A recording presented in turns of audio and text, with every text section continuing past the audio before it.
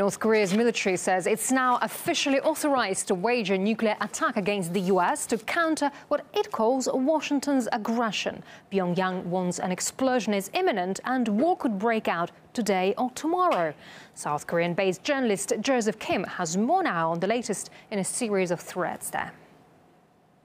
We see that they use words like the attack has been cleared or the attack has been authorized. As well as the beginning of the warning, they say we formally inform Washington. So we see that this rhetoric has actually been repeated by North Korea.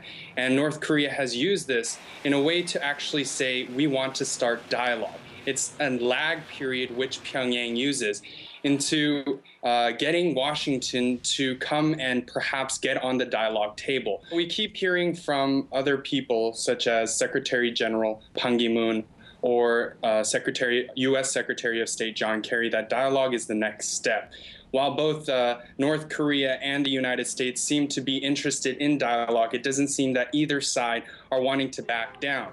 Now, with April 15th, in April 15th, it is going to be North Korea's founding father, Kim Jong-il's birthday. And we've seen last year that they did their first satellite launch attempt. So I predict, and I think, as well as many experts, they say that something might happen in mid-April. Whether that will be an attack or whether that will be a celebration and easing of the tensions, we aren't quite sure yet. But it can be seen that historically they've done celebrations to mark certain things to happen. Whether it was the anniversary of Kim Jong-il's death, that was the third nuclear test. So we can see that something will probably happen in the next week or so.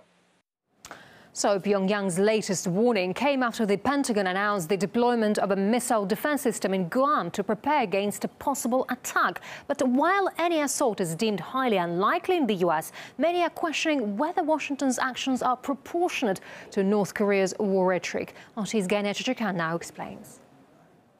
To North Korea's bellicose threats, Washington responds with an even more intense buildup of military power in the region. To that, North Korea responds with even more threats. Even though Defense Secretary Chuck Hagel called North Korea real and clear danger, the White House says they haven't seen any large-scale movements from North Korean military forces, suggesting that it may be just rhetoric.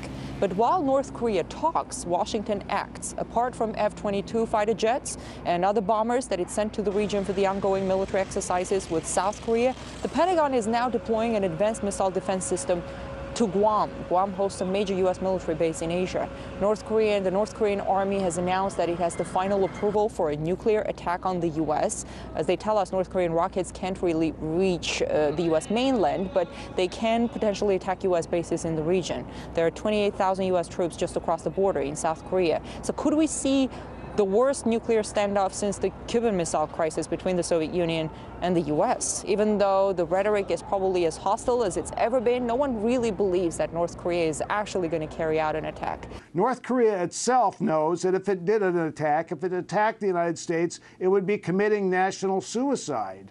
The United States would retaliate in a tremendous fashion. North Korea does not want to commit suicide. I believe North Korea is doing all this so it can get to a point to actually negotiate some kind of peace agreement with the United States. In the U.S. media, too, you have all pundits basically saying the same thing, that North Korea is not going to strike because they know it's a suicide, that they want to reach some kind of a deal with Washington, but they're not going to get it.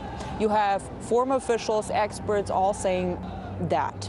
But with all this war talk from North Korea and with U.S. military buildup in the region, some say all it may take is for one of the sides to snap or some kind of a mistake before everything spirals out of control. In Washington, I'm Ganesh Chekyan.